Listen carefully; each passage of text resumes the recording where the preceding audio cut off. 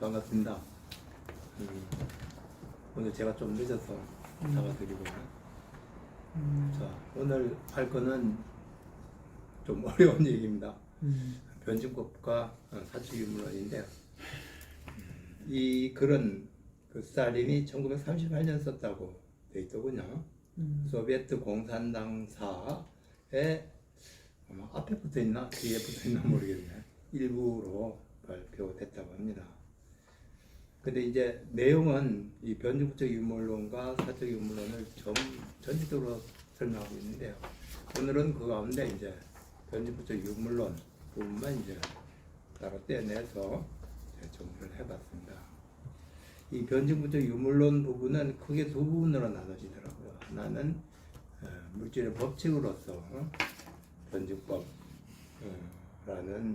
부분이 이제 첫째 부분이고, 둘째 부분은 인식론에 관한 거더라고요. 유물론적 인식론이라고 하는 게 뭔가 이렇게 두 부분으로 나눠져 있는데요. 양은 많지 않습니다. 그리고 내용도 어떻게 보면은 이제는 좀 평범해서 진부하다시피 하는 그런 내용이기 때문에 굳이 뭐 설명 안 해도 여러분들이 다 잘 아시지 않겠나 싶습니다. 자, 그런데 이런 변증법적 유물론에 관해서는 뭐 인식론도 마찬가지입니다만은 그냥 사실은 뭐 쉬운 얘기입니다. 어려운 얘기는 아닌데요. 그걸 이제 따지고 물으면은 철학적으로 굉장히 좀 문제가 많은 그런 내용인데요. 그러니까 이게 철학적인 그 대결 이런 것들이 굉장히 좀 심각한 그런 부분인데요. 좀 유감스럽게도 스탈린에 대해서 제가 감히 유감스럽다 이렇게 얘기할 수 있는지 모르겠는데, 이 유물론과 인식론에 관해서 좀 그냥 평범한 얘기로 좀 간단하게 하고 좀 그 치밀한 논쟁 이런 것들까지 소개하지는 않았던 것 같아요. 그래서 제가 그동안 뭐 엥겔스의 그 변증법이라든가 레닌의 그런 책들 좀 읽었었는데요. 거기에 나온 얘기를 조금 얘기를 좀 보태가지고 좀 정리를 해봤습니다. 이 표 속에 들어있는 게 내가 좀 정리한 내용이고요. 표 바깥에 있는 본래 지문이 그 스탈린이 한 내용입니다. 자, 그러면은 이제 스탈린 얘기부터 한번 들어보도록 하죠. 이 자연 현상을 이해하는 방법은 먼저 변증법에 관한 설명부터 하고 있더라고요. 자연을 이해하는 방법이 변증법이다. 자연 현상에 대한 인식은 실제를 토대로 한다는 점에서 유물론적이다. 이 꼭지 안에 든 거는 제가 그 덧붙여 놓은 거예요. 제가 좀 해석을 해 놓은 거죠. 자, 그래서 이제 변증법과 유물론에 대해서 설명을 하는데, 먼저 변증법입니다. 이제 막스 레닌의 변증법은 헤겔의 변증법 가운데 이성적 핵심만을 추출하고 관념적 껍데기를 옆으로 던졌다. 변증법에 대한 현대의 과학적 형태를 부여하기 위해 발전시켰다. 아주 유명한 얘기죠. 변증법, 관념론적 변증법을 전도시켰다. 그래서 유물론적 변증법으로 바꿨다. 뭐 이런 얘기도 하고요. 또 여기 나온 것처럼 변증법의 핵심, 그 알맹이만 끌어내서 관념 변증법에 그걸 이제 유물론과 결합시켜서 유물 변증법을 제시했다. 뭐 이렇게 얘기하기도 하고요. 그런데 이제 우리가 조금만 생각해 보면 이게 무슨 말인가 좀 고민할 수가 있습니다. 변증법, 관념 변증법 같은 어떻게 알맹이만 끌어내는데 그 끌어낼 수 있는지도 좀 힘들었고요. 과연 그 알맹이로 하는 게 뭔가라는 게 좀 의문스러운 거죠. 그래서 사실 저도 이 문제에 관해서 철학적으로 좀 굉장히 고민해 왔습니다. 도대체 관념 변증법을 전도시킨, 뒤집어 놓기만 하면 그냥 유물 변증법이 되는 건가? 도대체 그 중에 알맹이라고 하는 게 뭔가? 이런 생각을 이제 많이 했었는데요. 제가 지금 가지고 있는 생각은 사실 유물변증법과 관념변증법은 다르지 않다. 두 개는 하나의 어떤 운동을 보고 있는 두 개의 다른 관점, 이거 서로 보완해서만 비로소 전체를 볼 수 있는 것이 아니냐, 이제 그런 생각인데요. 이제 그런 생각은 좀 철학적인 토론이 필요하니까 생략하도록 하고, 여기에서는 여러분이 잘 아다시피 흔히 나오는 그런 내용입니다. 헤겔에서 이건 이제 마르크스 자본론에 나오는 아마 서문에 나오는 내용을 알고 있는데 그 스탈린이 인용을 했더라고요. 한번 읽어볼게요. 헤겔에게서는 그가 절대 이성이라는 이름 아래 심지어 독립적 주체로 변형시키기까지 한 사유, 그러니까 사유가 독립적 주체다, 이런 얘기죠. 헤겔이 그렇게 봤다는 겁니다. 사유의 가정이 실제 세계의 형태이고, 실제 세계는 단지 절대 이성의 외적 현상적 형태일 뿐이다. 그러니까 사유가 실제 세계를 만들어냈다, 이런 얘기라는 거죠. 그러나 나로서는 반대로 관념은 인간 정신에 의해서 반영되어 사유 형태로 번역된 물질 세계에 지나지 않는다. 물질에 대한 반영이다. 그런 내용이죠.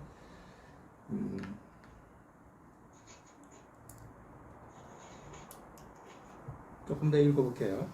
에멜의 유물론은 보헤르바하의 유물론으로부터 내적 핵심을 추적. 앞에서는 이제 헤겔의 변증법 가운데 알맹이만 뽑아서 유물 변증법을 만들었다, 이런 얘기고요.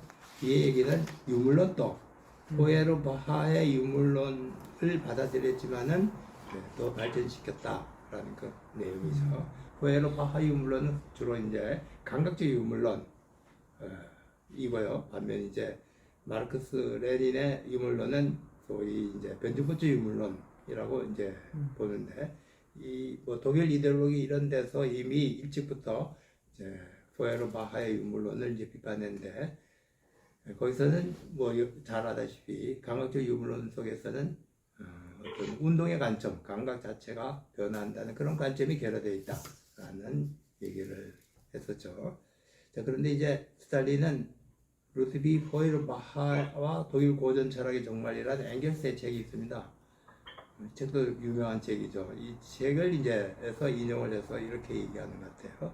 포에르바하의 유물론은 유물론적 기초에도 불구하고 전통적인 관념적인 속박에 묶여 있으며, 그의 현실적 관념론은 우리가 종교 윤리에 대한 그의 철학에 이르자마자 명백하게 된다. 이 말보다는 오히려 독일 이데올로기 나는 말이 좀 더 쉽게 이해될 수 있지 않을까 싶은데요.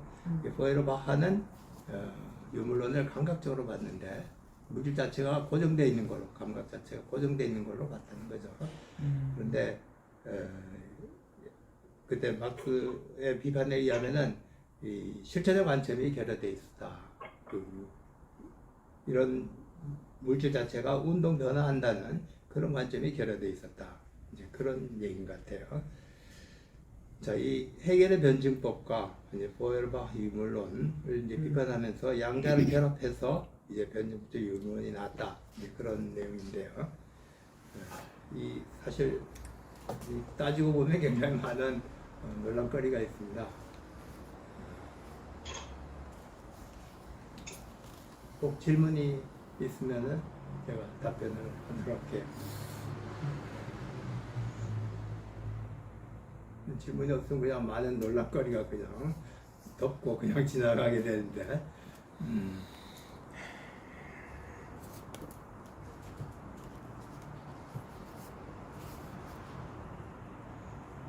아직까지는 특별히 질문 게 없는 것 같은데. 흔히 이제 마르크스 엥겔스의 유물 변증법의 교과서 보면 자주 나오는 내용이니까요. 그게 어렵지 않을 것 같아요. 자, 이제 이에서 본격적으로 이제 변증법에 대해서 설명에 들어갑니다. 변증법에 대한 설명도 매우 간단해요. 이 변증법의 이제 기원은 우선 두 가지에서 잡는 것 같아요. 하나는 헤라클레이토스의 철학하고요. 또 하나는 이제 소위 그 소크라테스 이후 등장하는 소위 대화론에서 나오는 것하고요. 헤라클레이토스는 뭐 여러분 저 철학개론 하면 다 나오죠. 그 유명한 얘기를 해서 세계의 아르케 원천은 곧 불이다라고 얘기를 했는데요. 이게 뭐 탈레스가 세계의 원천은 물이다라는 것과 비교해서 자주 해석이 되는데요. 세계 속에는 다 불길이 들어있는 것이 아니냐. 그런데 이 스탈린이나 또 다른 이런 사람들은 이 불이란 말을 좀 상징적 또 내지 비유적으로 해석을 하고 있는 것 같아요. 불이라고 하는 것은 뭐 잘 보다시피 하나는 그 타오르는 상승하는 힘과 또 하나는 꺼지는 하강하는 힘, 이 두 가지 힘이 서로 상호작용하면서 하나의 불의 형상을 이루고 있죠. 그래서 그 불을 그 내면을 들여다보면은 끝없는 운동 상태에 있죠. 상승과 하강이 끊임없이 교차하고 있는데요. 근데 우리가 표면적으로 겉으로 보면은 마치 이제 고요하게 멈춰져 있는 그런 하나의 형상을 지니고 있는 것, 이런 생각인데요. 그런 어떤 불이 이중 상호작용, 모순 내지 대립 상호작용으로 이루어져 있다는 얘기를 스탈린이 하고 있는 것 같아요. 이건 참 스탈린의 해안이라고 볼 수 있는데요. 사실 이 얘기를 이 철학계에서도 사실 최근에 와서야 헤라클레이토스에 대해서 재해석을 하면서 이제 그렇게 해석을 하는데, 스탈린이 그렇게 해석했다면 아마 헤겔이 그렇게 해석했기 때문에 거기서부터 영향을 받은 게 아닌가 싶은데, 굉장히 재미있는 그런 생각이죠. 이 동양철학하고도 비슷합니다. 동양철학에서 자주 음과 양은 끊임없이 상호작용하면서 음과 양이 운동을 하면은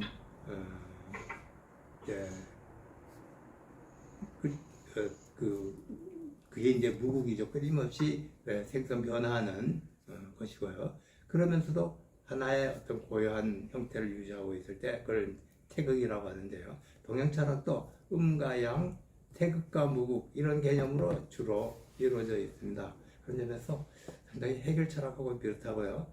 어떻게 본다면은 변증법의 원천이 헤라클레이토스의 이 모순 대립이라는 개념이니까 이 동양 사상은 일찍부터 유고나 뭐 성리학이나 주자학이나 이런 것부터 다 변증법적으로 변증법의 토대를 두고 있었다. 뭐 이렇게 해도 과언이 아니고, 그래서 우리한테는 변증법이 오히려 익숙한 그런 개념이 아니냐. 뭐 그렇게도 생각해 볼 수 있다. 그죠?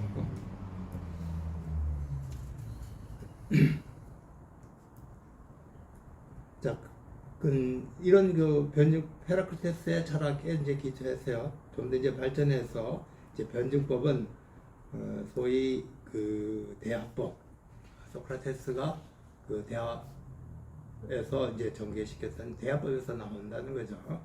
대화는 보통 어떻게 하나요? 토론이라고 우리가 흔히 얘기하는데, 어떤 사람이 어떤 주장을 하면은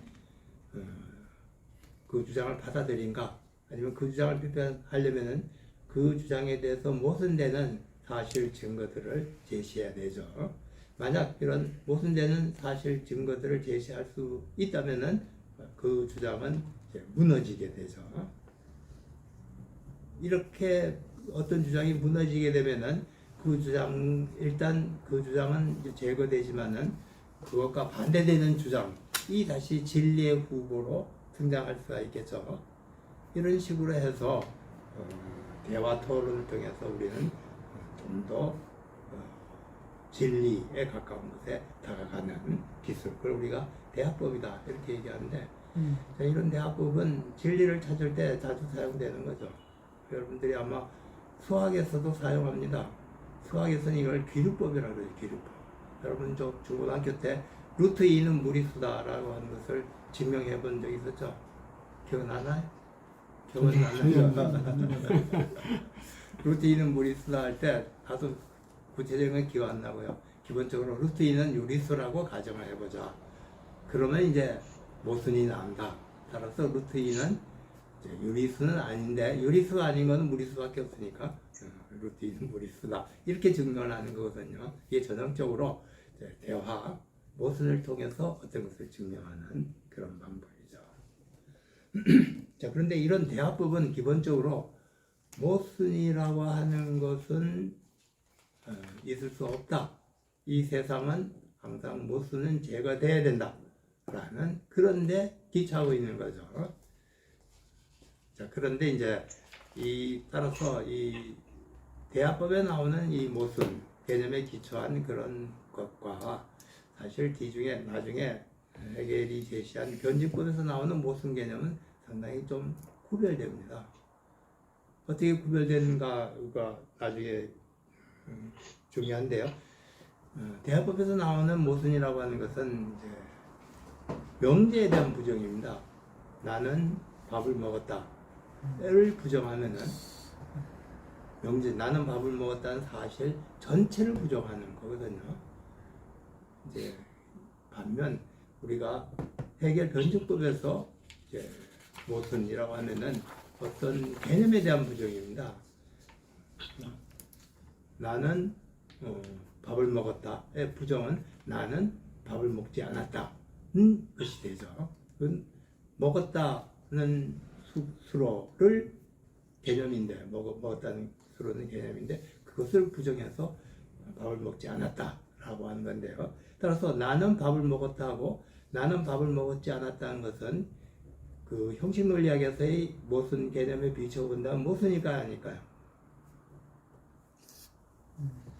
논리학에서 맨 처음에 나온 내용이죠. 형식 논리학에서는 이 두 가지 사실이 모순이 되지 않습니다. 그죠? 나는 밥을 먹었다 하고 나는 밥을 먹지 않았다는 것은 소위 대단관계에서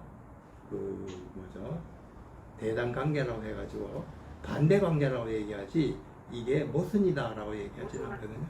실제로 우리가 이것은 빨갛다의 모순이 이것은 빨갛지 않다 할까요?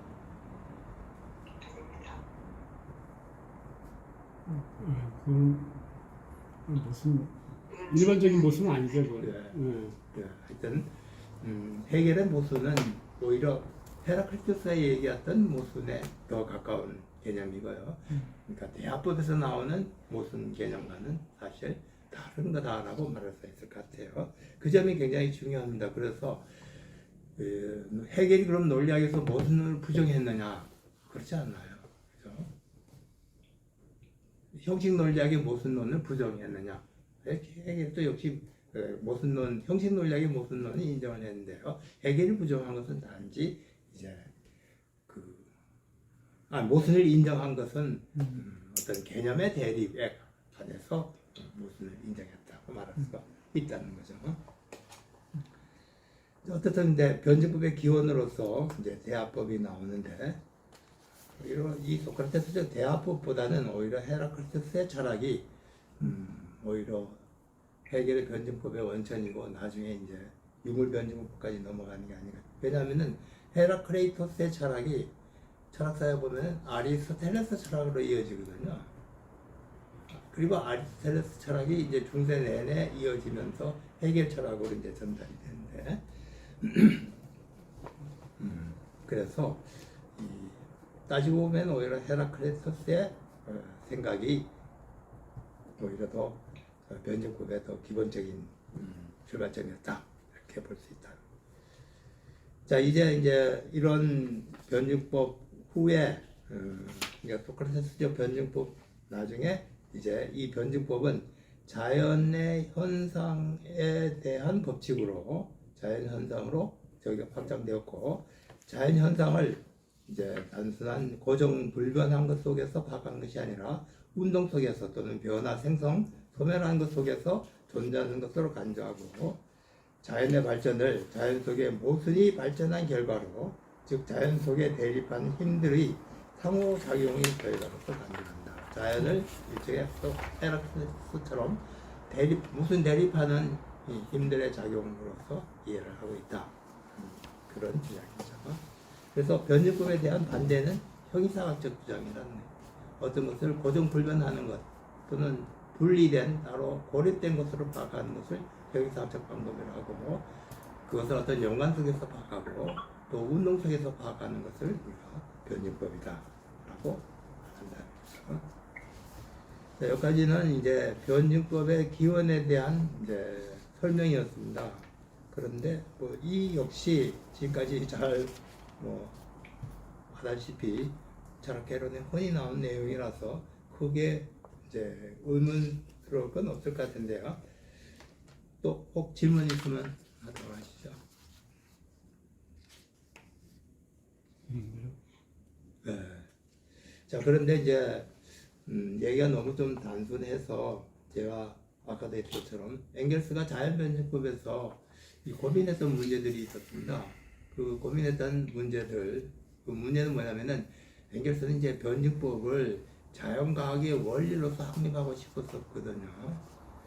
사실 해겔도 자연 속에서 변증법을 찾으려고 했습니다만은 해겔 당시만 해도 과학의 발전 수준이 그렇게 높지 않았기 때문에 해겔로서는 이제 충분히 제시할 수 없었던 것 같아요. 좀 해겔 철학을 보면은 아리스토텔레스의 그런 거의 고대 자연 철학을 연상시키는 상당히 이제 그 모호하고 철학적인 개념들이 나오는데요. 아마 그런 상태를 엥겔스가 개선하고 싶었던 모양이에요. 그래서 엥겔스가 그 당시 이제 자기 시대 1860년대니까요. 이미 과학에 있어서 굉장히 많은 발전이 있었거든요. 이미 그 맥스웰이나 헬름홀츠 이런 사람들이 등장해서 전자기파에 대한 연구가 이루어지고 또 에너지 보존 법칙 이런 것들이 이제 확립돼 어떤 시절이 이제 1860년대입니다. 그러니까 고전 물리학이 완성됐을 때가 1860년대거든요. 자, 그런데 이제 이미 새로운 과학이 나타나고 있었죠. 뭐 일단 생물학에서 다윈의 이론부터 시작해가지고 물리학에서 여러 가지 이제 빛에 관한 고민들 이런 것들이 등장하고 있었는데요. 엥겔스는 고전 물리학에 완성된 이런 자연과학에 대해서 뭔가 변증법적으로 이제 사유를 한 거죠. 여기에 한계가 있다고 봤어요. 그래서 이것을 좀 뒤집어 놓아서 자연과학적 속에서 변증법 원리를 이제 발견하려고 했었는데요. 좀 엥겔스가 힘에 부쳤던 것 같아요. 왜냐하면 그 당시까지는 아직 현대 과학이 충분하게 발전하지 않았기 때문에 과거 고전 물리학이 틀렸다는 것은 엥겔스도 이제 확인할 수가 있었는데 새로운 물리학 이런 지식이 발전되지 않았기 때문에 엥겔스로도 만약 그런 새로운 엥겔스가 만약 현대에 태어났다면은 이런 새로 등장한 현대 물리학에 기초해 가지고 아마 이 과학적인 변증법 이런 것들을 완성했을지는 모르겠어요. 그러나 이제 유감스럽게도 그는 이거 완성하지 못했어요. 그래서 자연변증법은 완성되지 못한 책입니다. 그래서 엥겔스 자신도 한 10년 동안 엄청나게 많은 자료들을 모았거든요.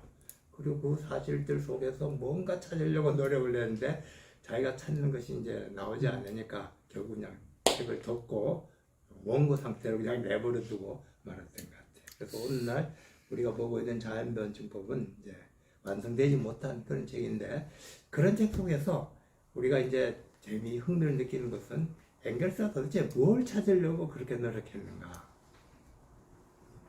이제 그거인 것 같아요. 그래서 제가 여기서 간단하게 엥겔스가 자연변증법 속에서 찾으려고 했던 것을 좀 정리를 해봤습니다.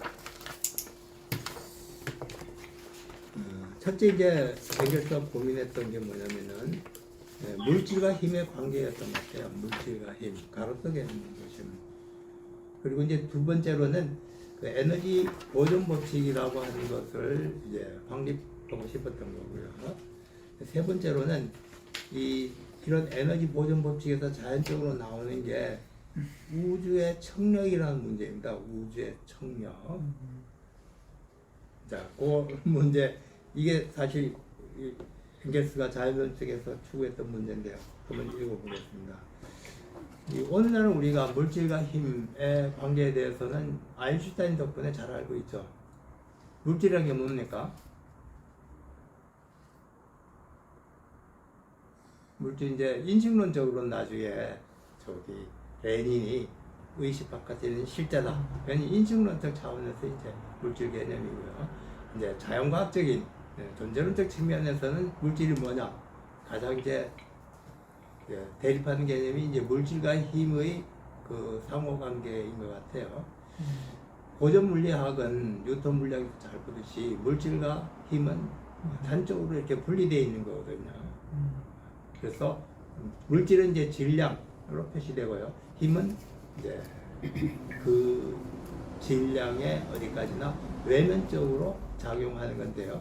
이런 힘이 질량에 대해서 외면적으로 작용한다는 사실을 과학적으로 뉴턴 물리학이 이제 과학적으로 표현한 게 말하자면 그 유명한 관성의 원리죠.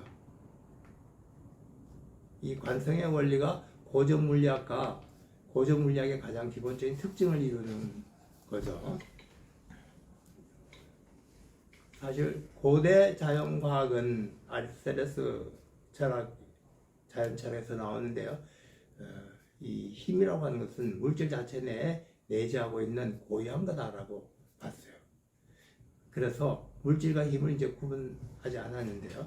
반면 이제 뉴턴 자연과학의 가장 기본적인 특징이 물질과 힘을 이제 구분한 데 나오고 그 기본 원리가 사실은 관성의 원리죠. 사실 이제 이런 관성의 원리는 이미 뉴턴 이전에 데카르트가 제시했는데요. 자, 그런데 이제 고전 물리학이 무너지면서 점차 이 물질과 힘의 관계에 대해서 고민하기 시작합니다. 도대체 물질이란 게 뭔가? 이 엥겔스는 여기서 이제 변유국적 사유를 하면서 헤겔은 사실 이제 아리스토텔레스 철학의 기초에서 힘이라고 하는 것은 물질의 고유한 거다 이렇게 봐서 물질과 힘을 구분하지 않았던 거거든요. 그런 이제 변증법적 사유에서는 항상 물질과 힘을 구분하면은 나중에 이제 자연 변증법이 나오기가 힘들어요. 그래서 이제 엥겔스도 물질과 힘을 이제 통일시키려고 이제 시도를 하는데 나중에 이제 아인슈타인에 이르러서 물질과 힘이 서로 상호 전환된다는 사실이 밝혀졌죠. 그 유명한 E는 mc의 자승이라는 거 아니죠. 그것은 이제 물질과 에너지 사이에 상호 전환이 가능하다는 이제 그런 주장이거든요. 그래서 물질과 힘이 동일한 거다 이렇게 파악을 한 건데요. 엥겔스는 이제 그걸 몰랐던 거예요. 그래서 이제 논리적으로 사변적으로 여기서 이제 사유를 통해서 물질과 힘이 통일된다라는 그런 주장을 전개했습니다. 그 주장 내용이 뭐냐면 이렇게 자, 힘이란 운동의 원인을 의미하는데 같은 운동을 일으키기 위해서 질량이 크면 더 큰 힘이 가해져야 되는 게 아니냐. 그죠? 그것은 힘과 질량이 서로 대립한다는 그런 의미다. 질량은 가해진 힘에 대립하는 거다. 어떤 힘에 대해서 어떤 것이 질량이 대립한다면은 그 대립하는 것 자체가 하나의 힘을 지녀야 되는 것이 아니라 그래서 이제 물질과 힘이라는 개념부터 두 가지 대립하는 힘이 있다라는 생각으로 나가게 됐던 거죠. 상당히 좀 이건 사변적인 논리인데요. 이해가 되나요? 물질과 힘이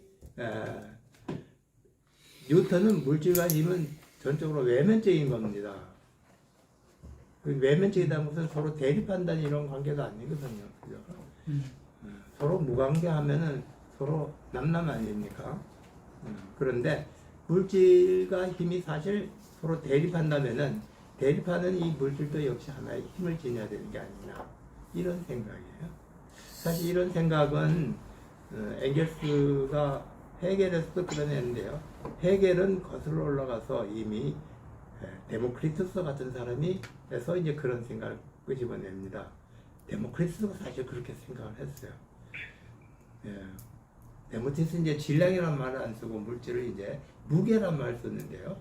무게라고 하는 것도 고유한 힘이 아니냐라는 생각을 데모크리투스가 주장을 했던 거죠. 그러니까 물질도 하나의 힘이다라는 주장이 나오게 됐다는 얘기입니다. 자, 물질과 힘의 통일 속에서 두 가지 대립된 힘이 이미 작용하고 있다는 소위 그 변칙권의 기본 원리, 모순 개념이 나오는 거죠. 뭐 우리가 흔히 모순이라고 할 때 두 가지 대립된 물질이 상호작용한다라고 생각하는데 그런 건 아닙니다. 물질이 상호작용한다. 두 가지 대립된 힘이 상호작용한다.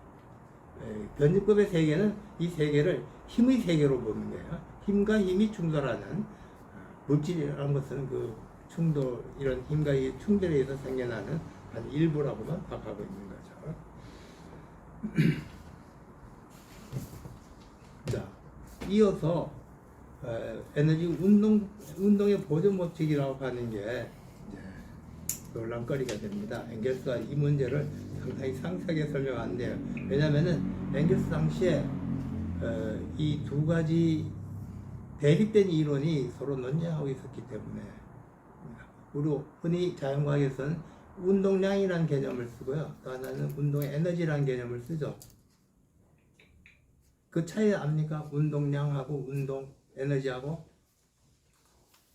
당구공이 서로 부딪히면은 하나의 운동량이 다른 당구공에 전달되죠.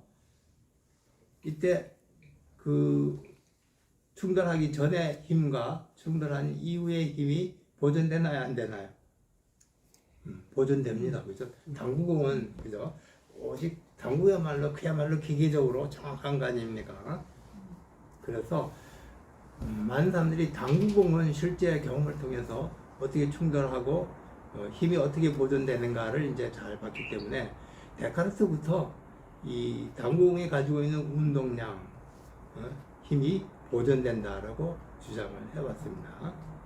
자, 그런데 이 라이프니츠라는 사람이 있어요. 이 자연과학사에서 철학자인데 이 라이프니츠라는 사람이 굉장히 재미있어요. 철학자인데도 그 뭐죠, 해석기하학, 그 미적분학을 이제 발견을 했고요. 뉴턴에 못지않게 소위 물리학을 제시했던 그런 사람인데요. 이 라이프니츠라는 사람은 자연을 연구해 보니까 자연에서 보존되는 힘은 운동량이 아니라 운동 에너지다라고 주장을 한 거예요. 그건 어떻게 해서 우리가 확인할 수 있냐면은 이 공을 땅에 떨어뜨리면은 공이 어디까지 튀어오르나요? 공을 땅에 탁 넣으면은 3분의 2 정도까지. 그건 이제 지구에 말하자면은 공기가 있어서 저항이 있기 때문에 그런데 만약 저항이 없다 그러면 어떻게 될까요? 똑같이 떨어진 공은 똑같은 높이로 올라오게 되는 거죠. 그죠? 그러면은 떨어지는 힘과 올라가는 힘이 똑같다라는 거 아닙니까? 이 떨어지는 힘과 올라가는 힘을 우리가 계산할 때 소위 그 과학의 법칙이 있죠. 갈릴레오의 법칙. 이 높이의 제곱에 비례하죠. 떨어지는 힘은 중력에다가 높이 제곱을 하죠. 그죠? 2분의 1 GH 자승인가요? 법칙이? 아마 그럴 겁니다. 그죠? 제곱에 비례하는 거거든요. 근데 이 제곱에 비례하는, 결국 이 광공을 떨어뜨려서 다시, 공을 떨어뜨려서 다시 올라가는 것에 보면은 에너지가 보존된다는 것을 알 수가 있는데, 이 에너지 보존이라고 하는 것은, 보존되는 그 힘은, 에너지는 제곱에 비례하는 그런 힘이에요. 자, 그런데 아까 운동량이라고 할 때는 운동량은 어떻게 계산되나요? 물리학에서 MV 계산을 하죠. 질량과 그렇죠? 속도, 질량 곱하기 속도 아닙니까? 이거는 제곱하는 힘이 아니라 속도 곱하기 m이거든요. 그래서 속도에 비례하는 것을 우리가 보통 운동량이라 그래요. 빨리 가서 부딪히면은 운동량이 이제 세진 거죠. 천천히 가서 부딪히면 운동량이 별로 작은 거예요. 그렇다고 높이의 제곱에 비례하는 이 힘, 에너지라고 하는 개념은 사실 다른 거 아닙니까? 그래서 이제 라이프니츠는 아니다, 운동량이 보존되는 게 아니라 에너지가 보존된다라고 주장을 하게 된 거예요. 자연에서 보존 법칙이 존재하는데 운동량이 보존되는 것이 아니라 에너지가 보존된다라는 그런 주장을 하면서 이제 그 데카르트파하고 라이프니츠파가 철학적으로 뿐만 아니라 과학자들끼리 나눠져 가지고 1830년까지 약 한 50년 동안 둘이 이제 엄청나게 토론을 했습니다. 근데 원리적으로 보면은 이 라이프니츠 얘기가 맞거든요. 그죠? 왜냐면은 지구에서 공을 떨어뜨려 보면 그만큼 저항이 없을 때는 동일한 높이로 올라오기 때문에 이 힘은 소위 에너지가 비례한 에너지이고, 따라서 에너지가 보존돼야 된다라는 법칙이 맞는데, 당시로서는 이게 입증되기가 힘들었어요. 왜냐하면은 방금 얘기했던 것처럼 실제 자연에서 떨어뜨려 보면은 공기까지 안 올라오거든요. 공기에 저항이 있기 때문에. 그리고 또 한 가지, 공기에 저항이 없다고 하더라도 안 올라와요. 또 뭐가 있겠습니까? 탄성도가 있겠죠. 네? 탄성, 공의 탄성도. 탄성도뿐만 아니라 이제 땅에 부딪히면은 마찰열이 있잖아요. 그죠? 마찰. 그래서 에너지가, 운동의 에너지가 일부 마찰열에 의해서 사라지기 때문에 에너지가 그대로 보존되는 게 아니거든요. 근데 그 당시에는 운동 에너지가 열 에너지로 바뀐다든가 열 에너지가 운동 에너지로 바뀐다는 사실을 이제 몰랐던 거죠. 그러니까 아무리 생각해 보면은 에너지가 보존되는 것 같은데 자연과학에서 실제로 경험을 통해서 입증할 수는 없었던 거예요. 그래서 이제 둘이 이제 논쟁을 벌이다가 엥게스 당시에 이르러서 이제 열역학이라고 발전하기 시작했던 거죠. 그래서 줄 이런 사람이 열역학의 법칙, 운동의 에너지가 열 에너지로 어떻게 바뀌는가를 이제 발견하고, 더 나아가서 카르노 이런 사람들이 소위 이제 이상적 열기관을 이제 만들어, 열 손실이 없다는 것을 이제 전제로 한 거거든요. 열 손실이 없는 경우에 보면은 열 에너지하고 운동의 에너지가 항상 동일하더라. 이게 이상적 열 기관 개념인데요. 이런 것들을 밝혔는데, 엥겔스가 카르노 이런 사람들 제가 막 열심히 읽었던 거예요. 그리고 그러니까 운동 에너지가 보존된다라는 법칙이 맞다라고 이렇게 생각을 해서 이제 이걸 이제 변증법의 원리로 끌어들였던 거예요. 그래서 이제 첫 번째, 힘과 물질은 힘이다라는 주장, 이 자연변칙에서 나온 주장. 두 번째로 에너지는 보존된다, 이렇게 주장을 했는데요. 그럼 그 당시에는 운동하고 운동이 에너지 하나의 형태라는 걸 몰랐나요? 그러니까 그 당시에는 그 뉴턴 물리학이라고 하는 게 이제 운동 에너지에 관한 그 물리학이죠. 아직까지 빛 에너지에 대한 복사열이라든가 또는 복사열 이런 것들이 이제 밝혀지게 한 것은 이제 맥스웰 이런 사람들이죠. 그런 다음에 또 열 에너지 이런 건 이제 아까 했던 줄, 카르노 이런 사람들이 밝혔는데, 그런 것들이 아직 그 발전되지 않았던 시절입니다. 1830년대까지 그런 논쟁을 벌이고 있었던 거죠. 심지어 뭐 맥스웰 이런 사람들조차도 아직까지 에너지 보존 법칙에 대해서 자기가 주장하는 데서도 자기 스스로 이해 못하고 막 그런 상태에 있었습니다. 왜냐하면은 다양한 에너지들이 있었는데 이 에너지들이 서로 변환한다는 사실을 그때까지는 충분히 이해를 못했던 거죠.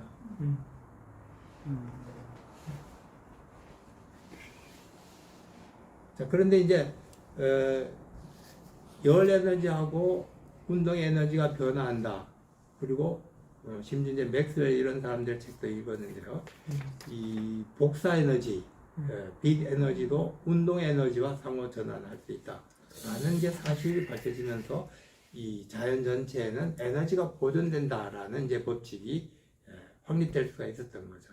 과학적으로는 헬무트 이런 사람들이 그 시대에 그 운동 에너지 보존 법칙을 제시했고요. 엥겔스는 이제 그런 운동 에너지 보존 법칙을 이제 받아들이고.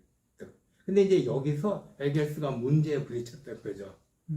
자, 이제 운동 에너지가 보존된다고 하면은 문제가 하나 생겨나는 거예요. 그게 이제 우주의 청력이라는 개념입니다. 자, 만약에 이것도 이제 상당히 사변적인 얘기인데 엥겔스가 상당히 사변적으로 생각을 많이 해요. 과학적 증거 이런 게 부족하니까 생각을 통해서 뭔가 끌어내려고 이제 엥겔스의 목적은 자연 속의 변이의 원리를 보존하려고 하는.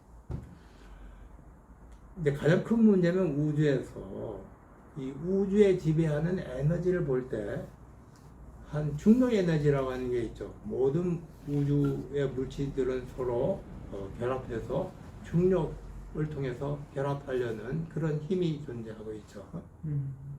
그런데 만약에 그렇지 않, 그런데도 불구하고 이 우주가 완전히 결합해가지고 하나로 뭉치지 않고 이렇게 따로따로 떨어져서 이렇게 회전 운동을 하고 있다면은 그것에 대립하는 힘이 작용하고 있기 때문에 그렇다는 거죠.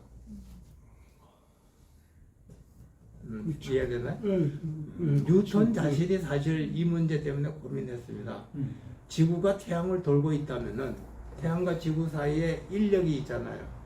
그렇기 때문에 한 가지는 회전력의 한 가지는 설명이 되는데, 그죠? 이 인력만 가지고 지구가 돌 수는 없잖아요. 이 반대로 회전할 때는 접선력이라고 하는 게 이제 구심력이 있다면 원심력이 있어야 되는 거예요. 그죠? 원심력이 접선 방향으로 작용해야만 이게 회전이 가능한데 이 원심력은 어디서 나왔을까? 뉴턴이 이걸 설명을 못해서 뉴턴이 그래서 그건 하느님이 우주에 최초의 충격을 줘서 움직이게 했다라고 이제 설명을 한 거예요. 그래서 두 가지 힘을 가지고 지구를 설명했는데 엥겔스는 하느님 없이 이제 이 문제를 해결해 보려고 했던 거죠. 그러면서 자, 지구 중력이 있는데 그러면서 불구하고 우주가 운동하고 있다면은 이 우주를 운동시키고 있는 힘이 있어야 될 거 아니냐. 이 힘은 어디서 나오는 거냐? 라는 이제 고민을 하면서 그 당시 이제 열 에너지 내지 또 복사 에너지 이런 개념이 이제 나오니까 전자기 복사죠. 열 에너지와 이 복사 에너지 이런 것들이 결국 우주에 회전하는 힘, 우주에 말하자면 청력이죠. 인력에 반대되는 청력, 구심력에 반대되는 원심력을 제공하는 것이 아니냐라는 이제 생각에 이르게 됐던 거예요.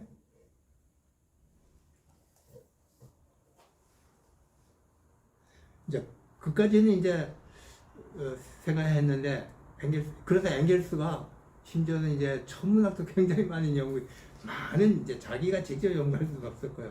그 당시 시절에 연구자들의 연구를 끌어들여서 엥겔스가 여러 가지 천문학적 사실을 많이 알고 있었는데 심지어는 우리가 그 암흑 물질이라고 하는 거죠. 암흑 물질. 오늘날 현대과학에서 얘기하는 암흑 물질 이런 개념까지도 어디서 찾아냈던 것 같아요. 그럼 이제 이런 얘기를 하는 거면, 자, 이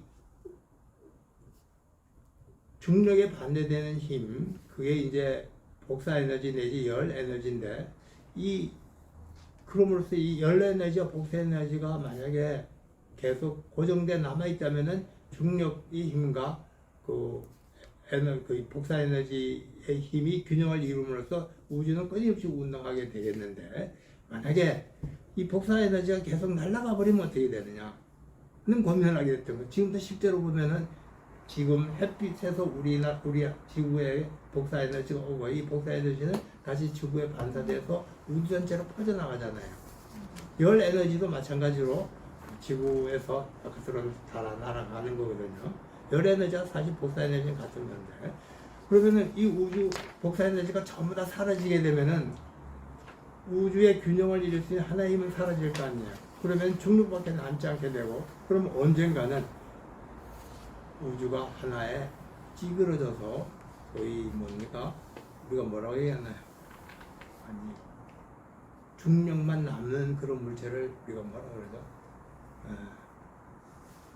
그죠? 우주 가운데는 중력만 있는 그 빛조차도 거기서 빠져나가지 못하는 그런 블랙홀이 그러니까 엥겔스가 블랙홀까지 이제 알았던 것 같아요. 암흑물질이라는 개념은 이제 몰랐는데 블랙홀이라는 개념까지 알았던 것 같아요. 그럼 블랙홀 상태에 빠지게 되는 거 아니냐? 그래서 엥겔스는 그럼 우주로 이 날아가는 복사 에너지 이것이 뭔가 어딘가 보존되어 있어야 되는데 당시 과학자는 누구도 이것이 보존된다는 얘기를 안 한 거예요. 그래서 엥겔스가 변칙법이 맞다면은 이 우주에 두 가지 대립하는 힘이 작용해야 되는데 중력 에너지는 있는데 복사 에너지는 사라져버리면 어떻게 돼요? 그걸 고민하다가 그걸 해결하지 못하고 책을 덮어버렸대요. 어느 날은 우리는 이제 암흑 물질이 있어서 복사 에너지가 다시 에너지로 남아 있는데 암흑 물질로 남아 있다. 그런 암흑 에너지, 암흑 물질로 남아 있다. 이런 얘기를 많이 하죠. 자, 이 복사 에너지가 블랙홀에 다 빨려 들어간다는 건가요? 그렇죠. 언젠가는 이 우주가 만약에 그 1년, 90년만 있다면 중력과 같은 이 세계는 하나의 그 블랙홀처럼 모든 물질이 하나로 뭉쳐서 어마어마한 중력을 갖고 있어서 누구도 거기다 어떤 것도 빠져나갈 수 없는 빛도 빠져나가지 못하니까 블랙이죠. 그렇게 생길 게 아니냐. 이렇게 앵겔스가 생각을 했던 거예요. 있잖아요. 생각 잘 하시네. 그러니까 블랙홀까지 만드는데 앵겔스는 그 문제는 풀지 못해. 그럼 우주로 날아갔던 이 거의 복사 에너지는 어디로 가느냐? 그건 이제 자기가 풀지 못했던 거예요. 근데 현대 과학은 어떻게 풀었지? 현대 과학은 그게 이제 이 블랙홀과 다르게 암흑 물질, 암흑 에너지라고 하는 것을 상정하는 것 같아요. 암흑? 암흑 anything? 물질, 암흑? 까막. 까막, 암흑 물질, 암흑 에너지. 나도 이제 현대 과학만 너무 복잡하니까 그냥 개념으로만 알고 있는데 그런 게 있답니다. 그래서 중요한 거지. 앵겔스의 생각에 의하면은 뭐 심지어는 빅뱅 이론조차 틀렸다 이렇게 나오는데 이 빅뱅 이론은 기본적으로 세계 하나의 통일된 힘이 있다는 거거든요. 그래서 중력과 복사 에너지, 지금은 서로 대립한 힘으로 보는데 이 두 가지가 하나로 통일되어 있었던 어떤 원초적인 힘이 있다는 데서 빅뱅이라는 개념이 나온 거거든요. 그런 원초적 힘이 분열됨으로써 두 가지 대립힘이 나와가지고 이제 우주가 형성됐다. 이렇게 되니까. 그런데 이제 변증법적 개념에 의하면은 이게 빅뱅 개념이 이제 성립하기 좀 힘들어요. 왜냐하면 항상 대립하는 힘이 상호작용을 하기 때문에 그 대립하는 두 힘은 중력과 복사 에너지인데 두 가지가 통일된 하나의 힘으로 존재했다라고 얘기가 하기가 힘들지 않나요? 그래서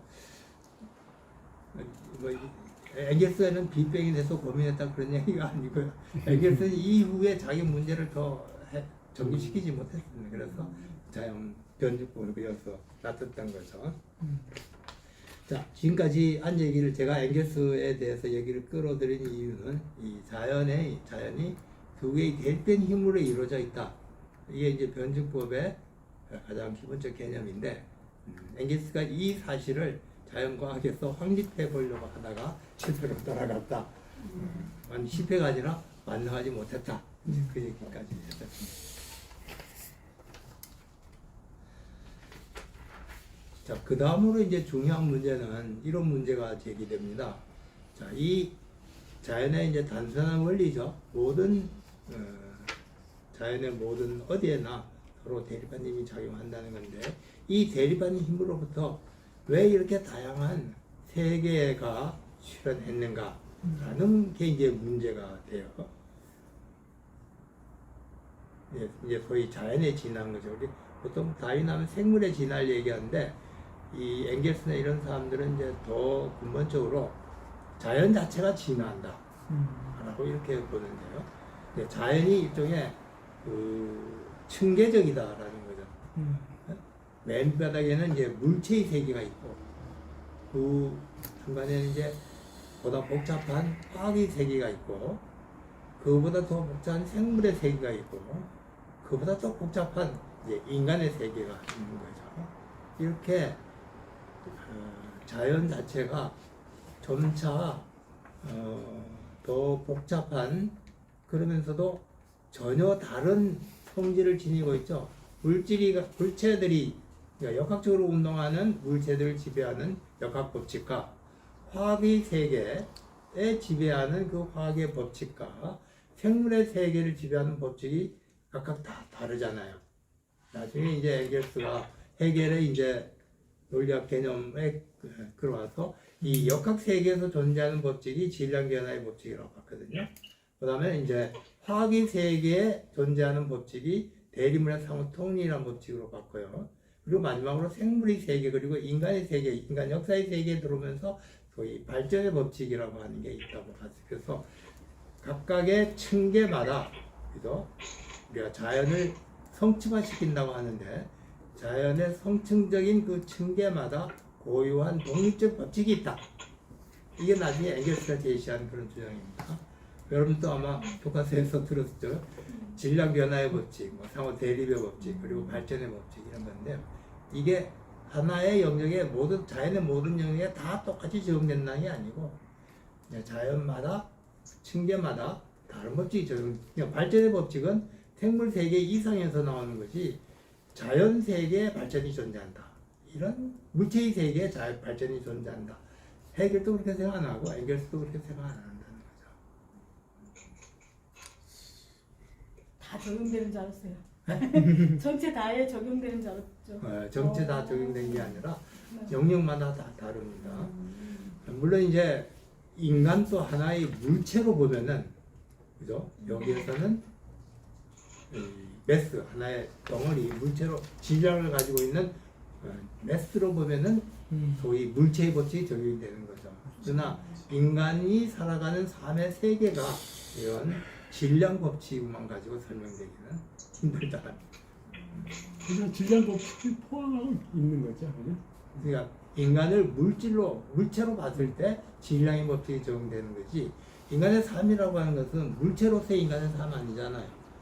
인간의 삶이라고 하는 것은 어디까지나 무의식적인 그런 삶인데 여기에서는 질량의 법칙이 적용이 된다. 인간을 아무리 끌어모아가지고 양쪽으로 끌어모아가지고 세상이 바뀌는 거 아니에요. 다 보시면 없잖아요. 이게 운동 에너지 때문에 그런 거야. 그냥 이 그대로 안 보이지 않습니까? 자, 그래서 이제 문제는 이제 엥겔스가 고민했던 문제는 그거예요. 그러면은 이 자연 속에서 이 좀 더 복잡하고 좀 더 발전된 이런 물체 그러니까 예를 들어 생물이라든지 심지어 인간이 나오는 이유가 뭐냐? 과거에 사실 자연과학자들은 이걸 설명하기가 힘들었던 거죠. 거의 이제 뉴턴 물리학에 의하면은 생물이라고 하는 게 빛이라고 하는 것 자체도 이제 설명하기 좀 힘들었는데요. 생물의 세계라고 하는 게 설명하기 힘들어요. 뉴턴 물리학은 화학의 세계까지는 잘 적용이 됐어요. 그런데 이제 생물의 세계는 적용이 안 됐기 때문에 그래서 나왔던 게 적어도 이제 신학자들이 후퇴를 한 거죠. 이전에는 자연 전체가 신이 만드는 거다 이렇게 주장했는데 후퇴해서 생물만은 신이 만든 게 아닌가 이렇게 주장해요. 오늘날은 이제 유기화학 이런 것이 발전하니까요. 이제 생물의 세계까지도 과학적으로 만들어낼 수가 있는 것처럼 적어도 원리적으로는 이해가 되는 것 같아요. 그래서 이제 오늘날 그러나 인간 의식이라고 하는 것은 아직도 잘 설명되지 않는 것 같거든요. 그래서 이제 신학자들이 더 후퇴해서 오늘날은 자연 전체는 인간만 빼고 그거는 다 물질적으로 만들어졌다 하더라도 인간만은 신이 만든 게 아니냐 이렇게 이제 주장을 해나가죠. 근데 이런 주장을 부서뜨리기 위해서는 이 자연에서 보다 복잡한 생물, 보다 발전된 인간이 나오는 과정을 적어도 원리적으로라도 이해를 해야 되는 것이 아닌가 해요. 그래서 이제 엥겔스가 고민을 했던 것 같아요. 그 문제가 바로 자연의 변종적 방법에 관한 이제 얘기인데요. 다시 스탈린 얘기로 돌아보도록 하죠. 스탈린은 스탈린의 주장은 한 4가지 정도로 정리를 할 수가 있을 것 같아요. 첫째는 자연은 상호 연관되어 있다. 이런 주장이에요. 모든 존재는 고립적으로 존재하지 않는다. 상호 연관 속에서 존재한다. 그런 주장입니다. 둘째는 자연은 고정 불변이 아니라 끊임없이 생성 변화 발전한다. 두 번째는 자연은 변화 생성 발전한다. 그런 얘기고요. 세 번째는 이 자연의 법칙 가운데 이 엥겔스가 스탈린은 한 가지밖에 설명을 안 하더라고요. 질량 변화의 법칙만 가지고 설명을 하더라고요. 질량 변화의 법칙이 존재한다. 그리고 이제 네 번째는 마지막으로는 이제 내적 모순은 이제 이쪽에 발전된 상태에 있다는 거죠. 과거와 미래, 긍정과 부정, 사멸하는 것과 발전하는 것 사이의 투쟁이다. 그리고 이 변화는 우연이 아니라 필연적으로 일어나는 거다. 단순한 반복이 아니라 낮은 질적 상태로부터 새로운 질적 상태로 이행하는 거다. 그러니까 자연에서 화학의 세계가 나오고 화학의 세계에서 생물의 세계로 나오고 이걸 우리가 질적인 발전이다라고 보는 거죠. 근데 이런 질적인 발전은 비약적이기 때문에 자연에서 갑자기 생물이 나온다는 건 상당히 비약적이잖아요. 그렇기 때문에 이제 여기 신이 개입한다라고 주장했는데 비약적인 것이 아니라 여기에 필연적, 자연이 복잡화되면은 필연적으로 이렇게 전환하는 순간이 있다. 이렇게 보는 거고요. 그래서 이제 우연이 아니라 필연이다라고 보는 거죠. 이 네 번째 주장이 이제 결론입니다. 질적으로 낮은 상태에서 더 높은 상태로 발전하는데 이런 발전은 우연적으로 일어나는 게 아니라 필연적으로 전개된다. 스탈린이 얘기한 내용은 이제 이 네 가지입니다. 이 네 가지. 그 자체는 하나하나 우리가 읽어보면은 뭐 큰 문제가 없는 쉽게 우리가 다 이해할 수 있는 그런 주장인데요. 이 주장만 가지고는 명백하게 예를 들어서 생물에서 인간이 어떻게 나오는가 이걸 설명하기가 좀 힘들다는 거죠.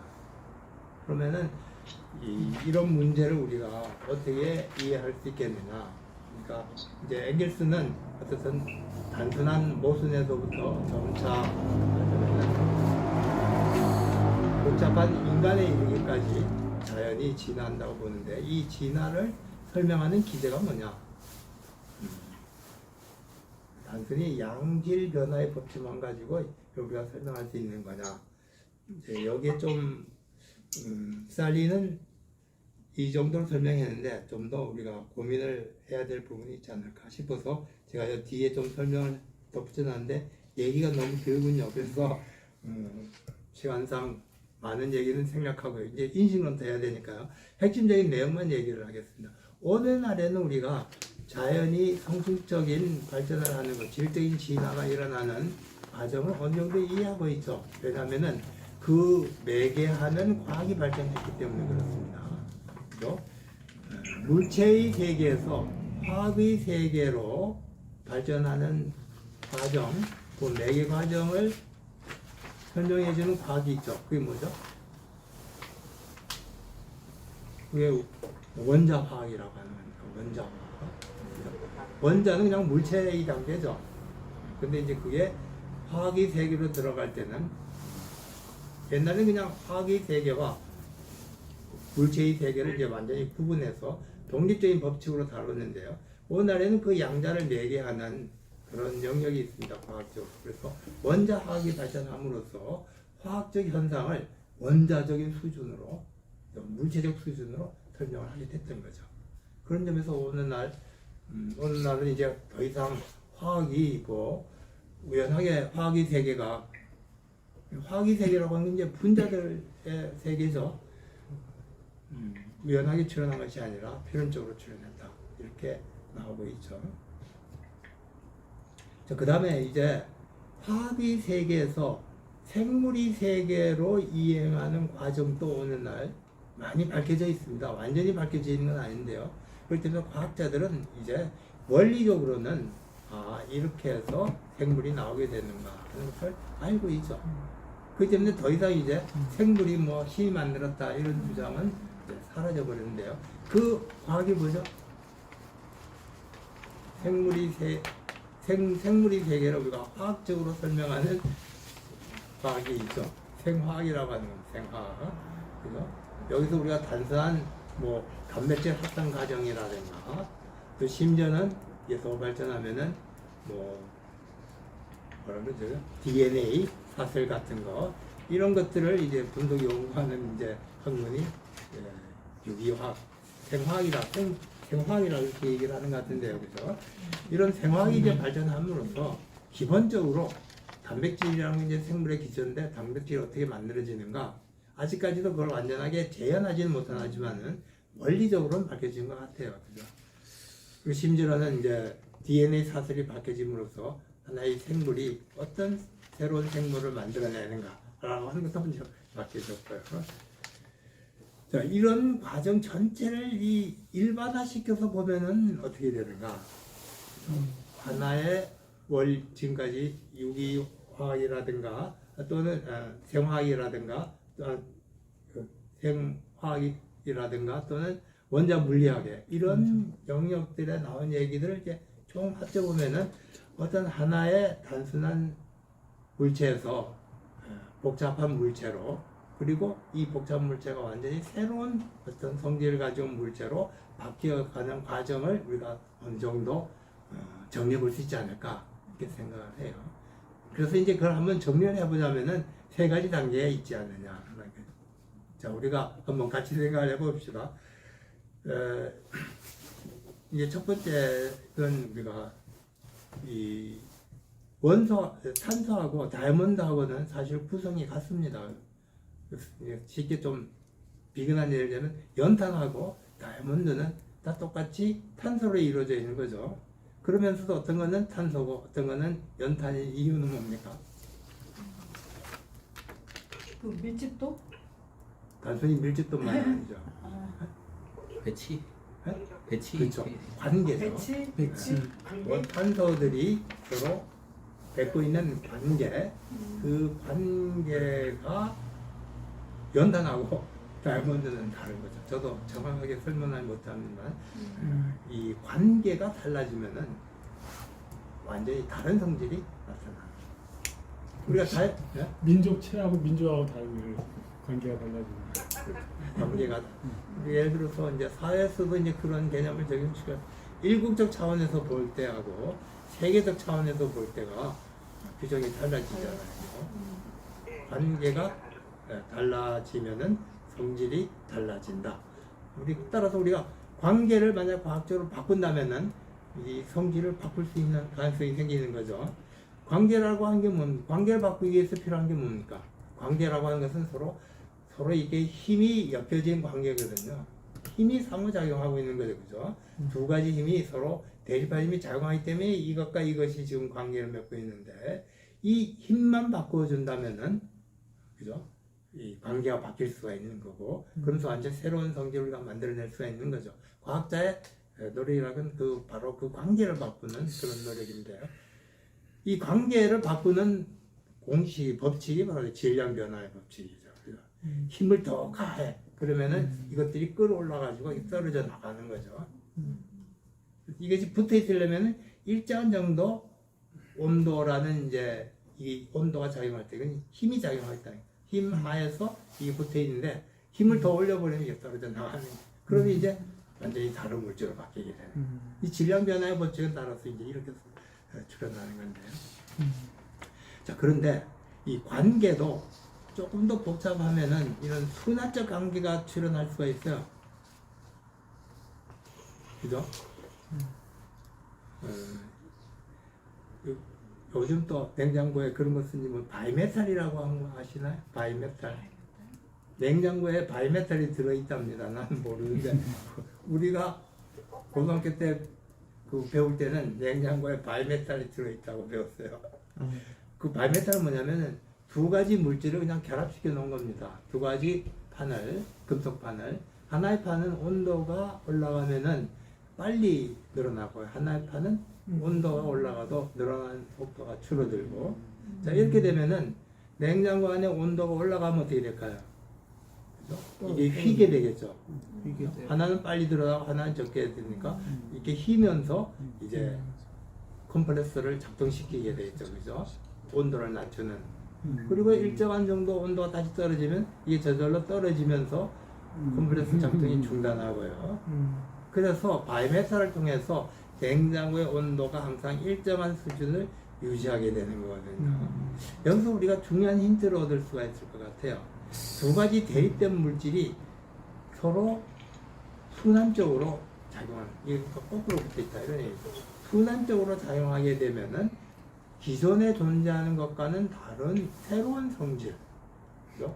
그 이전의 자연 물질 속에는 목적론적인, 그러니까 목적론적인 그런 요소가 없는 거죠. 자연은 항상 인과적이니까요. 그러나 이제 바이메탈 같은 식으로 순환적으로 결합시켜 놓으면은 목적론적인 특징이 나타납니다. 왜냐하면 일정한 온도가 유지된다는 것은 목적이 유지된다, 출현한다는 그런 얘기 아닙니까? 그죠? 자연적인 물질을 통해서 우리가 자연 속에는 없다고 볼 수 있는, 물질 속에서는 없다고 볼 수 있는 목적론적 물질을 만들어낼 수가 있다. 그건 이제 항상 순환적인 관계가 작용할 때 그렇다. 이런 얘기죠. 그 사실 보면은 자연 속에 우리가 물질적으로 만들어졌는데도, 인과적 관계를 통해서 만들어졌는데도 목적론적인 특성을 지니는 게 있어요. 그죠? 어떻게 있나요? 유도탄 같은 거. 항상 일정한 목적을 쫓아가잖아요. 근데 유도탄 내에 무슨 정신적 존재에 있어서 그걸 추적하는 건 아니죠. 유도탄에도 분명 이러한 대립하는 것들을 상호작용을 시켜서 목적을 추적하도록 만듭니다. 근데 이런 논리를 마르크스가 자본론 분석 때도 사용했다는 거 알고 있나요? 그죠? 자본론 제1권에 나오는 그 유명한 얘기가 상품에서 화폐로 나온 과정입니다. 그죠? 상품과 화폐는, 사실 화폐도 상품의 하나의 일종인데요. 화폐가 되면은 성격이 굉장히 많이 바뀌죠. 상품과는 다른 완전히 대입된 성질을 지닙니다. 그죠? 우리가 상품은 교환 가치를 갖지만은 기본적으로 사용 가치가 있어야 되는 거죠. 그러나 화폐도 사용 가치를 가지고 있는 거죠.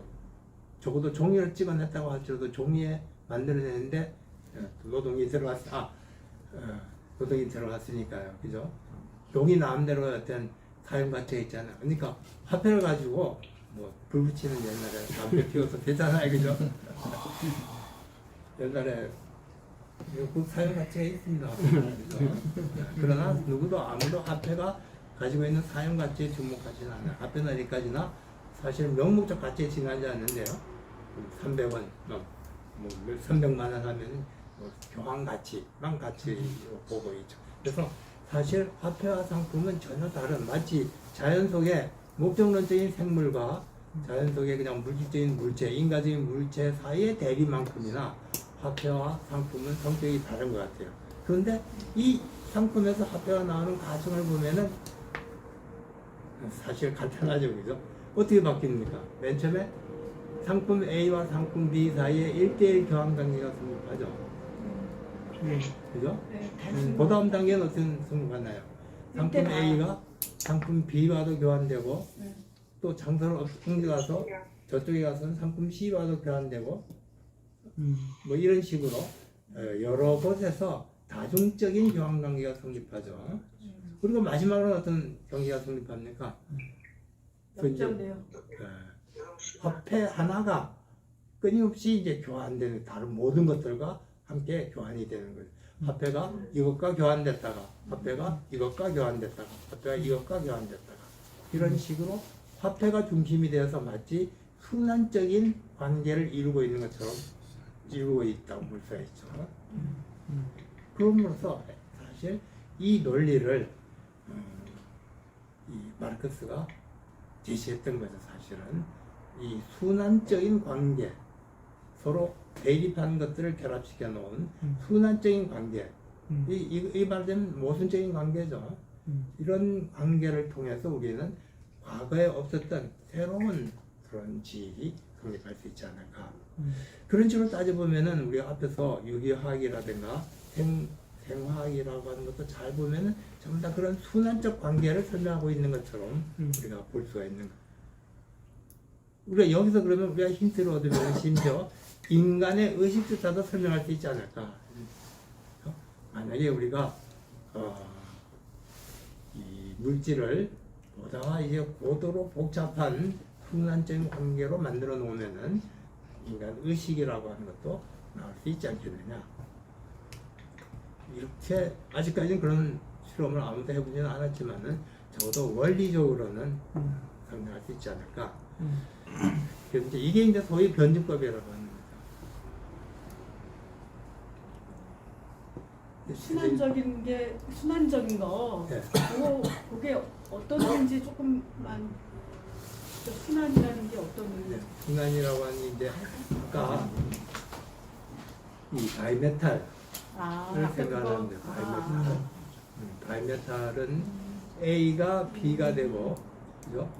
A가 B의 원인이 되고, B는 다시 A의 원인이 되고, A, B가 서로 상호 원인이 될 때, 상호작용한다 이렇게 얘기하죠. 상호작용을 할 때 그런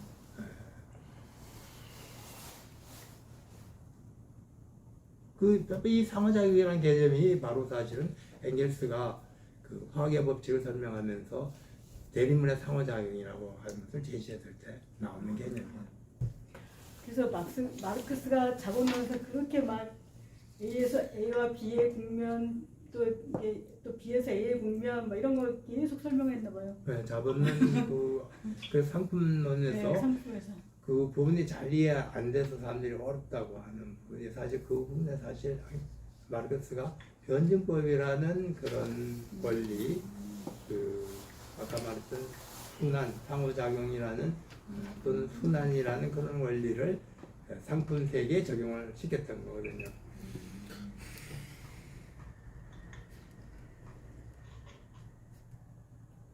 자, 이렇게 해서 이제 근데 이제 흐살리는 사실 엥겔스는 나중에 발전의 법칙과 상호작용의 법칙 그리고 양질 전화의 법칙 세 가지를 다 얘기했는데 흐살리는 그냥 한 가지만 여기서 얘기하고 말았던 것 같아요. 그런데 전체적으로는 어쨌든 단순한 것에서 좀 더 여기 했던 것처럼 단순한 것에서 질적으로 보다 발전된 것으로 자연이 발전하게 된다. 그러니까 자연의 변증적 원리가 적용된다. 자연의 변증적 원리가 적용된다고 하더라도 인간 사회에 적용되는 그런 변증법적인 법칙과 자연에 적용되는 변증법 법칙이 같은 거다라고 말할 수는 없다. 각각의 층계마다 다른 법칙이 적용된다는 거죠.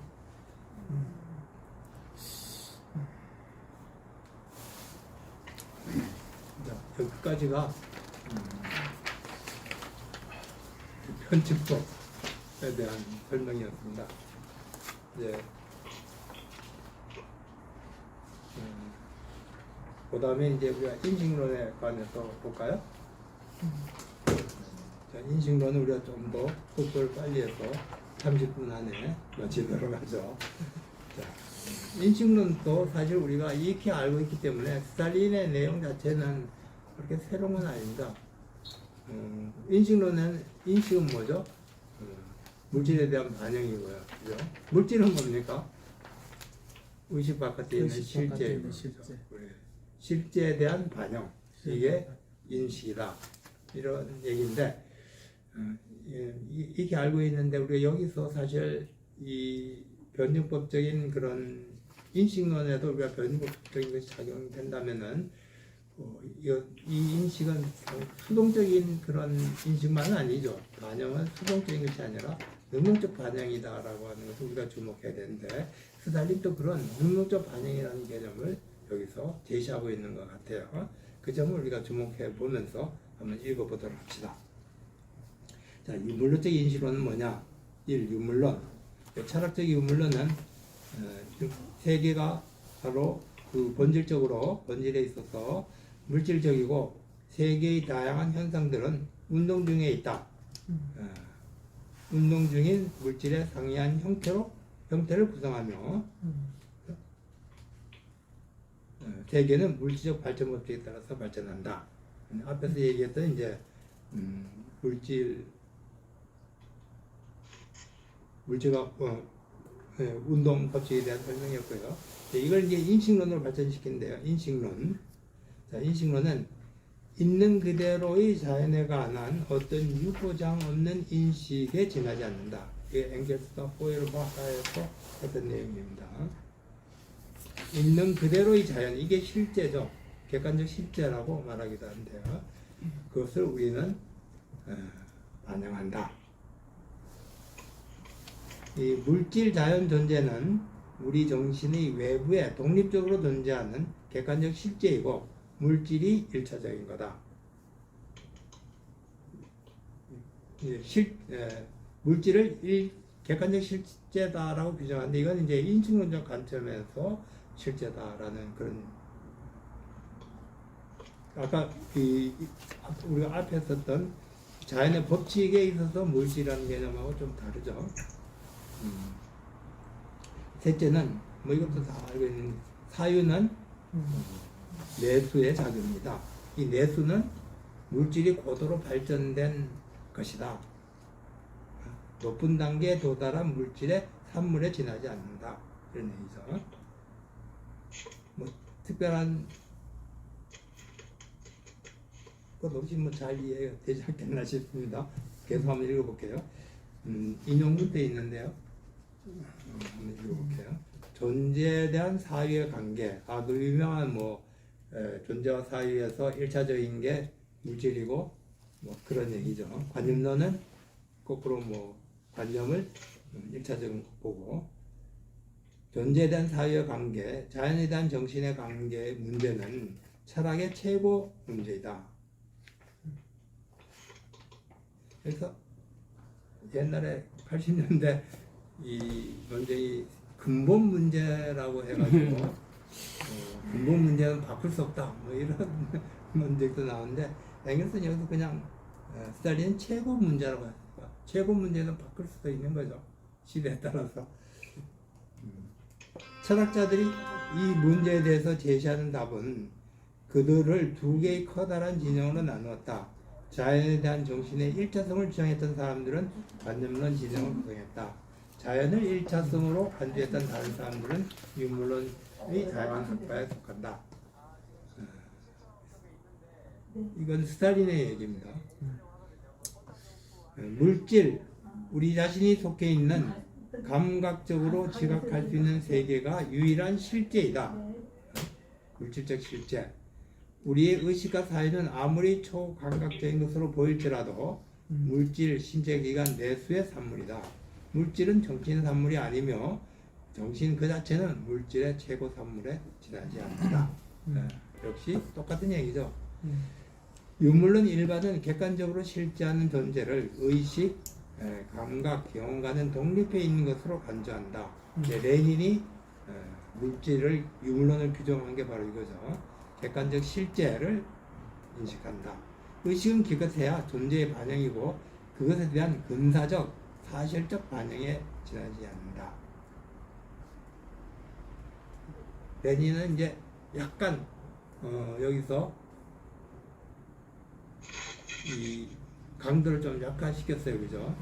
절대적 진리다. 우리의 반영이 이 아니라 근사적인 판단이다. 그죠? 완전한 진리는 아니다. 근사적인 판단이다. 그게 조금 이상하긴 했어요 옛날에. 네? 네 맞아. 그런 절대적 진리. 절대적 진리는 아니다. 그죠? 절대적 진리에 가까워지는 것이다. 가깝다. 그런 얘기죠. 이제 그다음 이제 네 번째로는 불가지론이라고 하는 것은 관념론의 일종이다. 보통 이제 불가지론은 관념론과 유물론 사이에 있다 이렇게 주장하는데 엥겔스도 사실 그랬는데 스탈린은 불가지론도 관념론의 일종이다 이렇게 주장합니다. 철학적 유물론은 세계와 그 법칙을 충분히 인식할 수 있다고 본다. 우리의 인식은 실험과 실전에 의해서 검증받으면서 진리에 이른다. 자, 여기서 이제 중요한 말이 하나 나오죠. 실험과 실천에 의해서 검증받는다. 우리가 어떤 것을 진리에 이른다는 것은 실험과 실천을 통해서 검증받는다 는 얘기인데요. 보통 이 실험과 실천이라는 개념을 우리는 흔히 이렇게 생각을 하죠.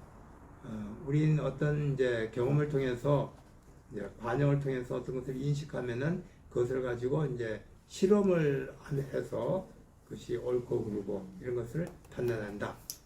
이렇게 하는데, 자, 이런 주장에 대해서 최근에 와서 특히 구조주의 진영에서 이제 강력하게 반발하면서 이 이제 반영론을 부정한 거죠.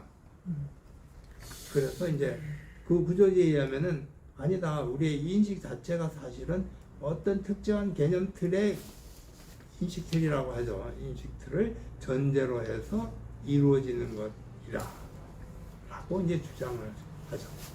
순수한 우리의 반영이라고 하는 것은 마치 경험적인 백지라서 우리의 인간의 의식이라고 하는 것이 백지라서 대상이 주어지는 경험을 통해서 주어지는 그대로 받아들이는 거다. 수동적 반영론이죠. 반영론자들은 그렇게 주장을 하는데 이제 구조주의자들이 어느 날 등장하면서 나온 핵심적인 주장이 뭐냐면은 아니다. 우리 인식은 어떤 특정한 개념틀, 인식 체계 또는 인식들을 미리부터 전제로 하고 그것을 통해서 세상을 인식하는 게 아니냐. 이런 주장에 의하면은 어떤 결론이 나오게 되나요? 기본적으로 인식이라고 하는 것은 인식틀 안에 들어온 것만 우리가 인식하게 되니까 그 인식틀 바깥에 있는 진짜 순수하게 존재하는 객관적 실제라고 하는 것은 우리가 알 수 없는 것이 아니냐는 불가지론이 나오게 되는 거죠. 그래서 오늘날 인식론은 기본적으로는 불가지론입니다. 오늘날 구조주의가 정기구조주의, 후기구조주의 굉장히 광범위하죠. 알티세 또 마르크스주의자들도 많은 이런 구조주의 주장을 받아들이는데 대표적인 사람이 알티세고요. 또 오늘날 이런 구조주의 외에도 자연과학의 과학 철학을 보면은 이런 그 인식틀 개념을 굉장히 강조합니다. 대표적으로 토마스 쿤이라는 사람 들어봤죠? 토마스 쿤이요? 네, 토마스 쿤 같은 사람이 인식틀이 항상 존재되고 있다라는 그런 주장을 하죠. 그래서 오늘날 인식틀이 자연을 인식할 때나 뭐 어떤 인식에나 항상 전제되고 있다라는 그 주장은 광범위하게 확산되어 있어요. 지금도요? 네. 지금도. 지금도 주로 구조주의뿐만 아니라 과학 철학 전반에서 아주 그렇기 때문에 대체로 이제 불가지론적인 입장이 오늘날 강한 셈이죠. 그래서 만약에 마르크스적인 반영론이 오늘날 살아남으려면은 이제 그와 같은 인식론과 그냥 구조주의적 인식론과 대결해서 이제 그것을 극복할 수 있어야 된다는 거죠. 만약 그냥 구조주의자들을 너들은 반영론이 아니기 때문에 틀렸어라만 얘기한다면은 구조주의자들은 꼭 반영론을 받아들여야 되는 이유를 한번 대봐라 이렇게 주장할 수밖에 없죠. 이제 제 질문은 아니 의학 뭐 생물학 이런 게 그렇게 발전했는데 그러면 그걸 이렇게 공부하다 보면은 구조주의가 그 인식틀이 잘못됐다는 거 알 것 같은데요. 예. 그래서 이제 과학 실험이라고 하는 게 이제 중요하다는 얘기인데 미리 답을 알고 계시니까. 네. 질문은 이제 그렇습니다. 마르크스적 반영론이 이제 한때 이제 왔을 때는 상당히 좀 수동적인 의미에서 받아들여졌어요. 우리의 인식이라고 하는 것은 대상을 경험을 통해서 주어지는 거기 때문에 경험에서 주어지는 것이 진리가 아니겠느냐. 객관적 실제와 어렵어지는 거니까. 그런데 이제 거기에 대해서 이제 반론을 펴면서 등장했던 게 구조주의 인식론이거든요. 그리고 이제 과학 철학자들 주장인데 과학의 실제 역사를 보거나 또는 이 실제 우리가 경험한 여러 가지 현상들을 보거나 구조 인식들이라는 것을 항상 전제로 해서 우리가 인식하기 때문에 따라서 우리는 인식들 바깥에 있는 세상은 알 수가 없는다. 진짜 세상은 알 수 없는 거고 결국 불가지론에 빠질 수밖에 없다라는 결론이 되거든요.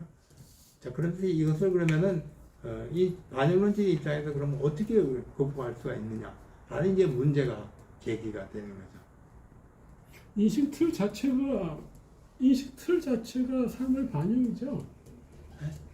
인식 틀 자체가 이 구조 자체가 삶의 반영이죠. 그런데 이제 그러니까 이제 우리가 사회 인식하는데 토대와 상부 구조라는 그런 틀로서 사회를 분석하잖아요. 그러니까 토대와 상부 구조라고 하는 그런 구조적 인식 틀 자체가 그 사회의 반영이라는 거죠. 그런데 그것이 완벽하지는 않기 때문에 모든 것이 다 토대와 상부 구조가 다 설명할 수는 없잖아요. 그죠? 그렇기 때문에 진리는 근사적인 거예요. 매니의 표현에 의하면. 그 틀로 다 설명할 수 있는 경우가 있고, 어쨌든 오히려 상부 구조가 막 토대를 부정해버리는 그런 사건도 있잖아요. 그죠? 그러니까 토대와 상부 구조라는 틀이 가지고 있는 엄청난 긍정성이 있음에도 불구하고 만병통치약은 아니라는 거죠. 그래서 그래서 그렇다는 전제하에서 그 구조는 사물의 핵심을 인식하는데 아주 중요한 거고, 그 구조적 틀 자체가 사물의 반영이라는 거죠. 핵심의 반영, 사물의 핵심적 반영이고, 근데 핵심적인 것만 아니라 부차적인 것도 있으니까 그거보다 같이 고려해야 된다. 이렇게 저는 그게 그렇게 어려운 것 같지는 않은데 그 문제가. 그런데 이제 우리의 인식들 네. 가운데는 네. 사실 현실 그 사회에 대한 반영이 아닌 경우도 많이 있거든요. 잘못된 우리가 인식을 많이 갖고 있지 않습니까? 그렇죠. 그죠? 그런 잘못된 인식들이 전부 다 사회의 반영이라고 그러면은 사회의 반영이죠.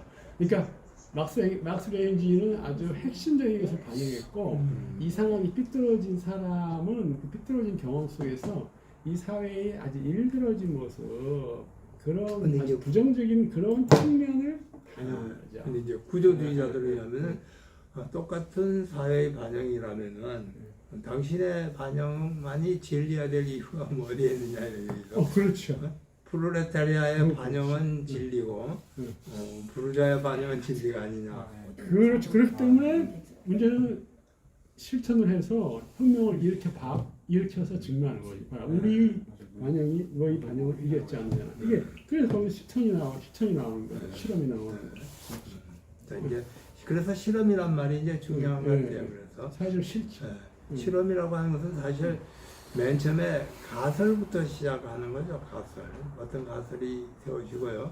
그 가설로부터 어떤 이제 현상을 끌어내서 그런 현상이 있느냐 없느냐를 우리가 보고, 만약 발견하지 못하면은 이제 그 가설을 무너뜨리고, 만약 발견하게 되면 그 가설을 이제 신뢰하게 되고 이렇게 되는 거예요. 그러니까 이제 막스주의가 레닌의 실험에 의해서 증명돼 버렸잖아요. 응? 막스주의가 옳다라고. 그래서 막스 레인지가 나온 거잖아요. 그것이 진리로 확증되는데 쓰러지 무너져 버린 거야.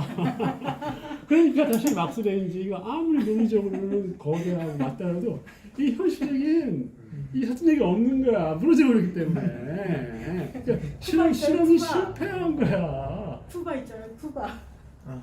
아무튼 이제 그래서 우리가 이렇게 고전하고 있는 거예요 지금. 그런 문제가 있는 거죠. 그만큼 실천이라는 중요한 거죠. 실험이라 사회적 실천이 실험이죠.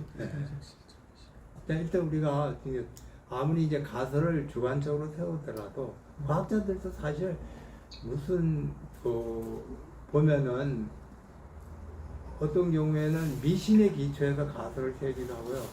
또는 예술적 상상력을 통해서 가설을 세우기도 하거든요. 그래서 과학자들의 가설이 꼭 무슨 과학적 가설이 어디서 나온지 실제 과학사를 연구해보면 사람들마다 각각 다르나요? 대부분의 경우에는 다른 과학에서 나왔던 어떤 법칙을 이제 끌어들여서 그거를 가설 삼아서 자기 영역에 적용을 하죠. 예를 들어서 이제 화학의 원자 가설이라는 게 대표적이죠.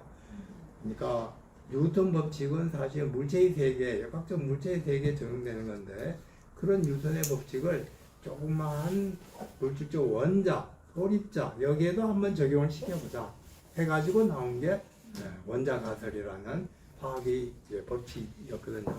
대체로 그래서 다른 영역에서 나온 것들 이제 적용시키는 건데 이런 다른 영역에서 여기에 적용시킬 때는 상당히 유추 이런 게 많이 개입하는 거죠. 이제 유추 상상력에 의한 거죠.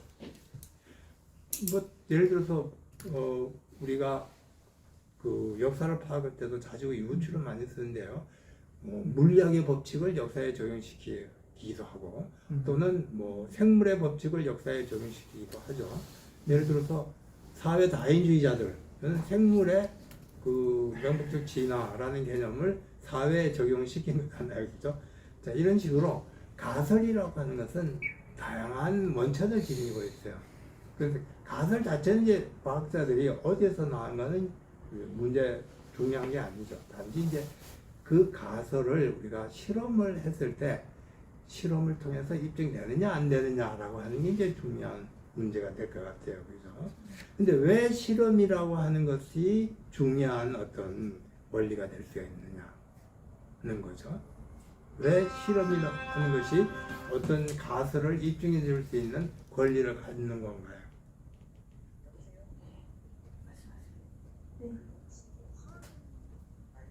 바로 실험이라고 하는 것은 사실 객관적 실제에 부딪히는 거거든요. 우리가 어떤 것이 모순에 부딪혔다고 하는 것은 지금까지의 이 개념체계의 인식들로는 설명되지 않는 어떤 것에 부딪혔다는 거 아닙니까? 그것은 우리의 의식을 넘어선 어떤 것에 부딪혔다. 이런 얘기, 객관적 실제에 부딪혔다. 이런 얘기가 되는 거예요.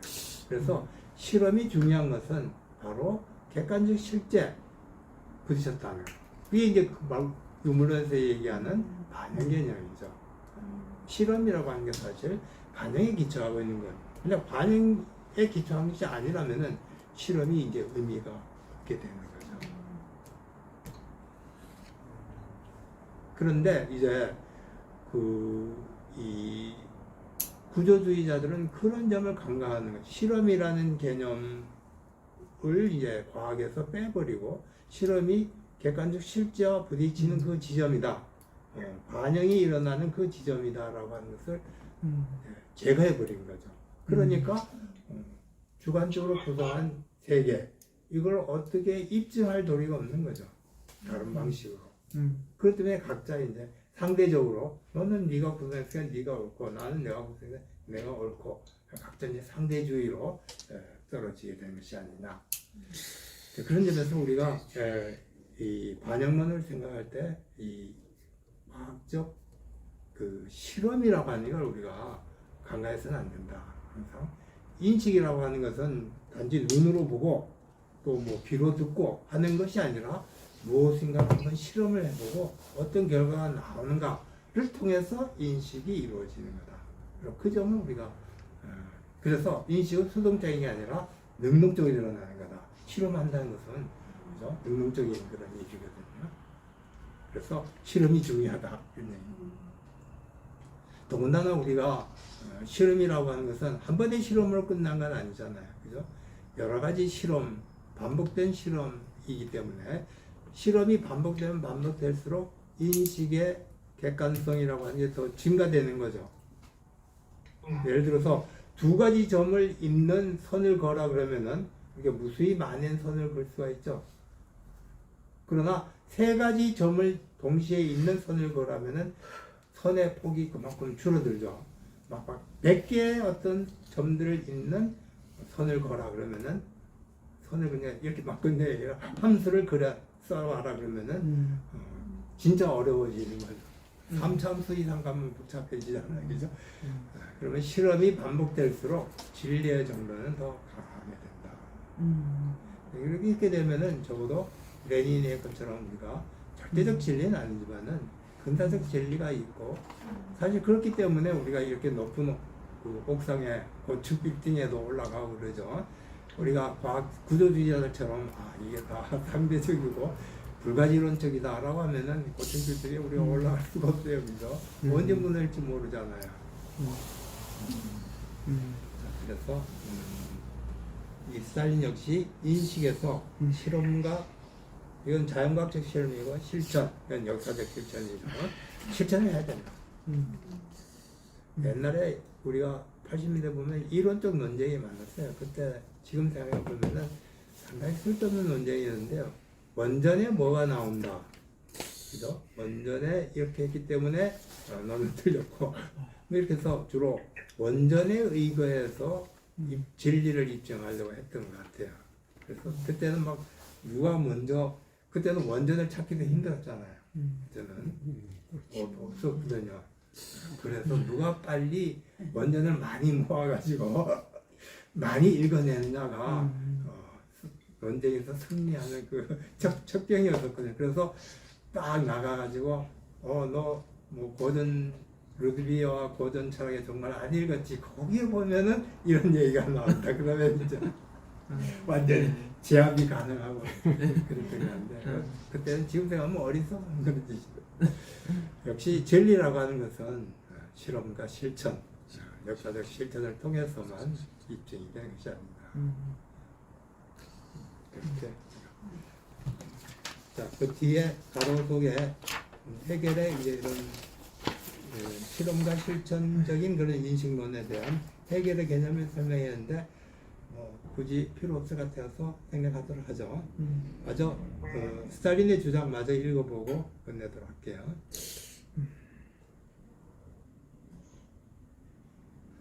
스탈린이 이렇게 다른 모든 철학적 환상에 대한 반박과 마찬가지로 불가지론에 대한 가장 효과적인 반박, 실천, 즉 실험과 산업이다.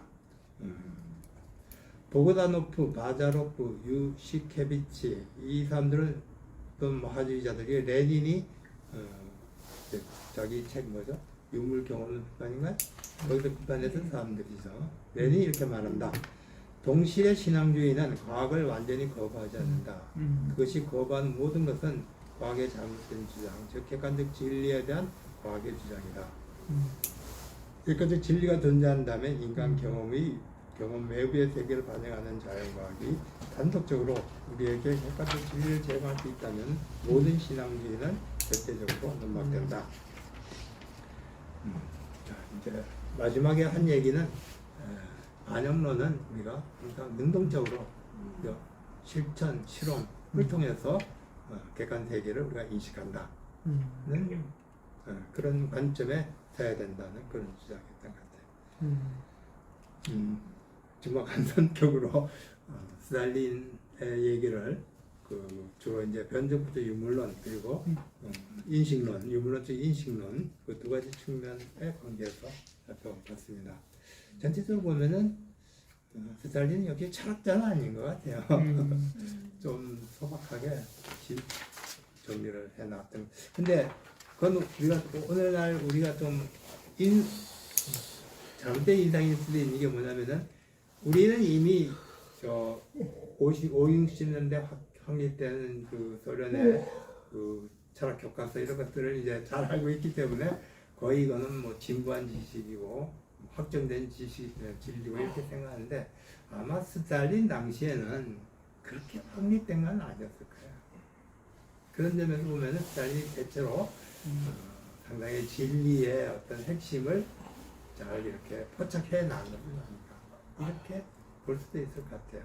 오늘날 관점에서 이런 너무 진부하다라고 생각하는데 그때 당시에는 다른 많은 대립된 견해들이 있었잖아요. 논쟁 중에 있었고 말하자면은 변증적 유물론 이런 것들이 이제 생성 중에 있었던 시대라고 생각해 본다면은 스탈린의 주장은 오늘날의 관점에서 상당히 이렇게 정제된 그런 주장이었다. 이렇게 평가할 수 있지 않을까 합니다.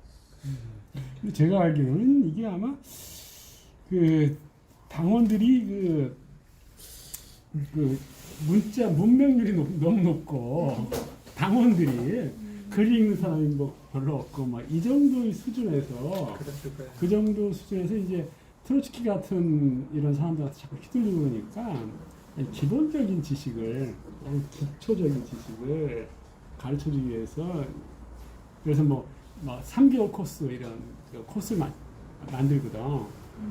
당원들 초급적인 지식을 가르쳐주기, 정치의식을 함양하기 위해서 거기에 나온 거예요. 이 38년이면은. 그런 예, 예, 예. 볼 수 있을까.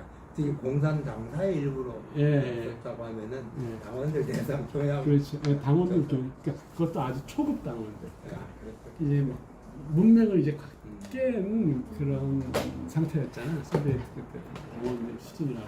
고급 당원이 아니 초급 당원들. 그래서 이렇게